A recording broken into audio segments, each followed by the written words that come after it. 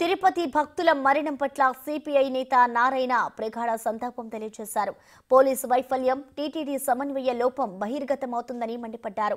స్థానిక సిపిఐ కార్యకర్తలు సహాయ కార్యక్రమాల్లో పాల్గొనాలని కోరారు.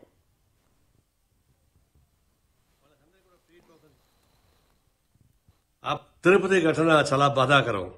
మృతుల కుటుంబాలకి ప్రగాఢ సంతాపం తెలియజేస్తా ఉన్నాం.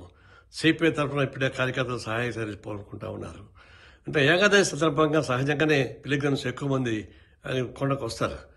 వాళ్ళకందరికీ కూడా ఫ్రీ టోకన్స్ ఇస్తామని టీటీడీ ప్రకటించింది. ఆ ప్రకారం జనం వచ్చారు. మరి గ్రౌండ్లో వాళ్ళని పెట్టారు. వాళ్ళని ఒకసారి గేట్లు ఓపెన్ చేయడం వల్ల తొక్కిసారి జరిగిపోయి ఆ స్టాంప్ ప్యాడ్లో కొంతమంది చనిపోయారు. 9 మంది 10 మంది తర్వాత విషయం. ఈ విషయంలో మాత్రం పోలీసుల వైఫల్యంగానే మేము చూస్తూ ఉన్నాం. పోలీస్ డిపార్ట్మెంటు టీటీడీ సమన్వయం లోపంగా మేము చూస్తూ ఉన్నాం.